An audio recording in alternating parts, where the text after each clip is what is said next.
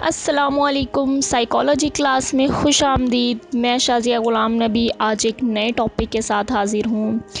आज का जो हमारा टॉपिक है वो बहुत ही इंटरेस्टिंग टॉपिक है और यकीनन आपने इस वीडियो को इसीलिए क्लिक किया होगा कि आपके जो बच्चे हैं वो बहुत ज़्यादा ज़िद करते होंगे और आप बहुत परेशान हैं उनको किस तरह से डील किया जाए। तो ये वीडियो आप एंड तक क्लास में देखिएगा, आपको इसमें से सॉल्यूशंस भी मिलेंगे, आपको उनके साथ डील किस तरह करना है, सब कुछ आपको इस वीडियो में मिलेगा। तो अभी तक अगर आपने मेरे चैनल को सब्सक्राइब नहीं किया तो सबसे पहले सब्सक्राइब बटन पर क्लिक कर लें, तो आपको आने वाली हर वीडियो की अपडेट मिलती रहेगी। तो हम देखते हैं कि बच्चे ज़िद क्यों करते हैं और उनकी इस ज़िद को कैसे डील किया जाए, उनकी इस ज़िद को कैसे ख़त्म किया जाए, इस बिहेवियर को कैसे ख़त्म किया जाए। तो हम सबसे पहले तो देखेंगे बच्चे ज़िद करते क्यों हैं। जब हम क्यों का जवाब ढूंढ लेते हैं ना, तब हमें उसका जो इलाज है वो भी मिल जाता है। तब हमें समझ भी आ जाती है कि बच्चों के साथ किस तरह डील किया जाए। अब यहाँ पर थोड़ी ज़रूरत पेरेंट्स को समझने की है, थोड़ी ज़रूरत बच्चों को समझाने की है। देखें, बच्चे जो होते हैं ना वो हमारे बिहेवियर से, हमारी डील जिस तरह हम उन्हें डील करते हैं वो उन्हीं से ही सीखते हैं। बच्चा कोई ज़िद्दी पैदा नहीं होता कि पैदा होते ही ज़िद करना शुरू हो जाए। डिफरेंट एज के बच्चों को बच्चे की ज़िद डिफरेंट होती है और उनको डील करना भी डिफरेंट होता है। सबसे पहले हम छोटे बच्चों की बात कर लेते हैं जो 2-3 साल के बच्चे हैं। बच्चे यहाँ से सीखते हैं ज़िद करना, यानी स्टार्ट से बच्चे पेरेंट्स के रवैयों से सीखते हैं ज़िद करना। अब पेरेंट्स क्या करते हैं, एक बच्चा ज़िद करता है, स्टार्ट में सबसे पहले उसने किसी छोटी सी बात पे ज़िद की कि मुझे ये चीज़ चाहिए, मुझे ये चीज़ पकड़नी है अपने हाथ में। तो पेरेंट्स क्या करते हैं, नहीं ये तो ख़राब हो जाएगी। अब बच्चा थोड़ी देर रोता है, 5 मिनट रोता है, तो पेरेंट्स कहते हैं ये तो चुप नहीं कर रहा, तो वही चीज़ उसे पकड़ा देते हैं। उसके रोने के बाद वही चीज़ उसे पकड़ा देते हैं। यहाँ से बच्चे की ज़िद स्टार्ट हो जाती है। यहाँ से वो लर्न कर जाता है कि अगर मैं थोड़ी देर रोऊंगा, अगर मुझे कोई चीज़ प्रोवाइड नहीं कर रहे जो मुझे चाहिए, मैं थोड़ी देर रोऊंगा, चिल्लाऊंगा, उसके बाद वही चीज़ मुझे मिल जाएगी। यहाँ से बच्चे खुद सीख जाते हैं। वो कहते हैं कि वो हर मामले में अब इस तरह करना शुरू हो जाते हैं कि अगर उन्हें कोई चीज़ चाहिए तो आप मना करते हैं, जब फिर वो रोना चिल्लाना शुरू होते हैं और उसके बाद पेरेंट्स वही चीज़ उन्हें दे देते हैं। ये सबसे बड़ी गलती होती है उनकी ज़िद डेवलप करने में। अगर आपको उनको कोई चीज़ नहीं देनी ना, जो चीज़ ख़राब हो रही है या वाकई उनको नुकसान पहुंचा देगी, अगर आप वो चीज़ नहीं उनको प्रोवाइड करना चाहते तो बच्चा जितना मर्ज़ी रोए चिल्लाए, उसको वो चीज़ मत दें। लेकिन अगर आप जानते हैं कि ये चीज़ अगर उसके लिए इतनी नुकसानदेह नहीं है या दे देनी चाहिए, या आप थोड़ी देर बाद उसके रोने के बाद दे सकते हैं, तो पहले क्यों नहीं दे सकते। बच्चों को कभी भी इस तरह से डील नहीं करना चाहिए कि उनका जो एक बिहेवियर है वो हम खुद ही डेवलप कर रहे होते हैं। जिस तरह से हम उनके बिहेवियर को डेवलप करेंगे उसी तरह से वो डेवलप होना शुरू हो जाएंगे। अब 2-3 साल के बच्चे की ज़िद क्या होती है, हर चीज़ को एक्सप्लोर करना, हर चीज़ को देखना, हर चीज़ को उसकी तह तक जाना, क्योंकि बच्चा नया नया माहौल के साथ इंटरेक्ट कर रहा होता है।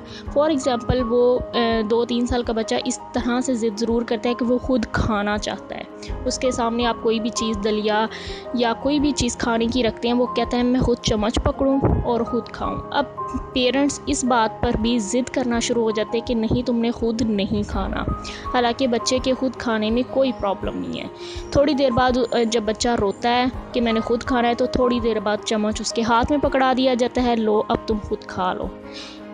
इस तरह हमने उसका एक बिहेवियर डेवलप कर दिया कि आप कोई भी चीज़ आपको चाहिए, चाहे वो आपके लिए नुकसानदेह है चाहे नहीं नुकसानदेह, आप रोगे तो आपको मिल जाएगी। हम खुद बच्चों को सिखा रहे होते हैं। तो ये एक पॉइंट था कि आप इस तरह बच्चों को डील मत करें। अगर कोई चीज़ देनी है तो वो पहले ही दे दें, उसके रोने से पहले। उसके रोने के बाद अगर वो चीज़ अगर आप मना करें तो आप अपनी बात पर कायम रहें, उनको वो चीज़ मत दें। सेकंड पॉइंट है कि बच्चा जब इससे थोड़ा सा बड़ा होता है तो बच्चा स्कूल जाना शुरू करता है और वो क्या क्या ज़िद लगाता है, वो खाने पीने में ज़िद लगाता है कि मुझे ये चीज़ खानी है, ये चीज़ नहीं खानी। और इस तरह की फरमाइशें, बेजा फरमाइशें बच्चे की पूरी नहीं करनी चाहिए।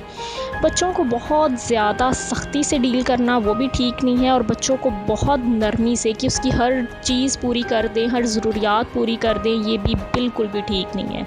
बच्चों को दरमियान में रखें, ना उनको बहुत ज़्यादा डांटें मारें, इन पर इतनी पाबंदियाँ लगाएं कि वो बच्चे को घुटन महसूस होना चाहिए कि मैं किस जेल में आ गया हूँ। और ना ही बच्चों को इतना लीनियट छोड़ दें कि हर चीज़ उनकी मानना शुरू हो। जब वो इस तरह बड़े होते हैं तो जब बहुत सारी ऐसी चीज़ें होती हैं जो वो उनको प्रोवाइड नहीं की जा सकती, तब बच्चे रोना चिल्लाना शुरू हो जाती है और उनकी पर्सनैलिटी इस तरह की बन जाती है कि वो कहते हैं हम हर चीज़ को हासिल को, फिर जालिम तरह के इंसान बन जाते हैं।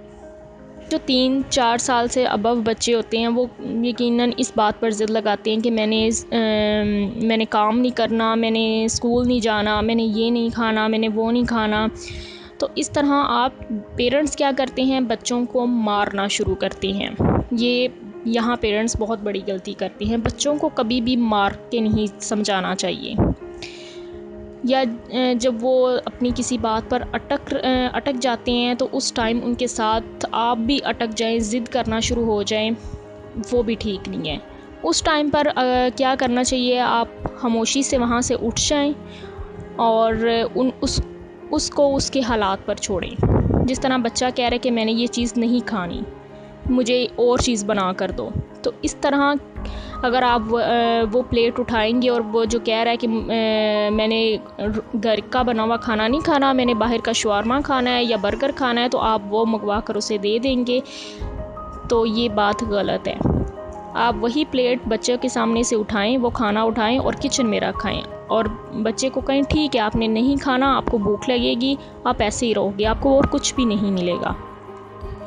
तो इस तरह बेजा की फरमाइशें जब आप पूरी करना शुरू करते हैं तो बच्चे ज़िद्दी हो जाते हैं। बच्चे कभी भी भूखे नहीं रह सकते, वो थोड़ी देर बाद उठेगा और ख़ुद वही खाना ज़रूर खाएगा।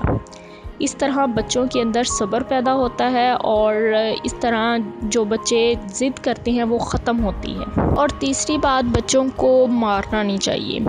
बच्चों को जब हम मारते हैं उनके अंदर एक गुस्सा, एक ज़िद पैदा हो जाती है और कभी भी वो आपकी मार से नहीं सीखता। वो जो गलत काम कर रहा होता है वो आपकी मार से नहीं सीखेगा, वो थोड़ी देर बाद आपकी मार को भूल जाएगा, बल्कि वो उसके अंदर से जो खौफ है ना पनिशमेंट का, मार का, वो ख़त्म होता चला जाएगा।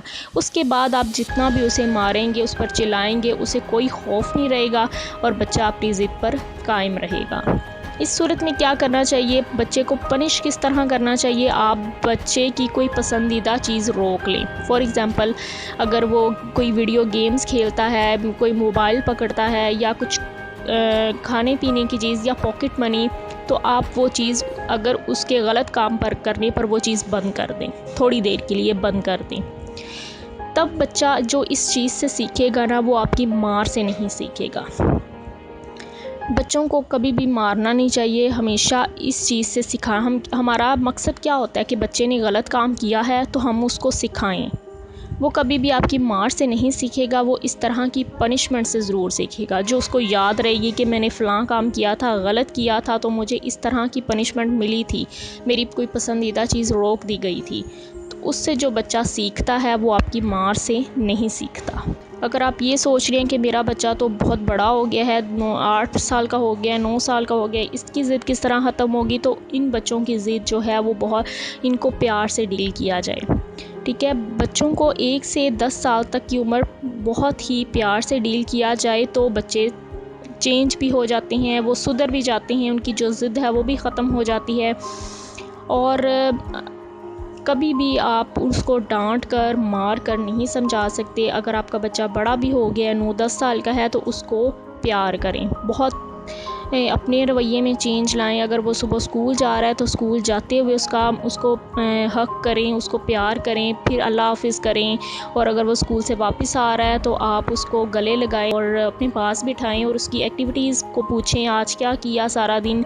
तो इस तरह आप करना शुरू करेंगे ना, तो अब वो बच्चे जो 8-9 साल के हैं, जो आप पर बहुत ज़्यादा गुस्सा करते हैं, ज़िद करते हैं, उनकी ज़िद भी ख़त्म हो जाएगी। तो होप सो आपको ये वीडियो बहुत अच्छी लगी होगी। अगर अच्छी लगे तो लाइक ज़रूर करें और मेरे चैनल को सब्सक्राइब करना मत भूलें, और ताकि आपको आने वाली वीडियो की हर अपडेट इस तरह मिलती रहेगी। और इंशाल्लाह इन्हीं मसलों पर आइंदा भी वीडियोस बनती रहेंगी और इस तरह बात होती रहेगी। अभी तक के लिए इतना ही, इजाज़त दें। अल्लाह हाफ़िज़।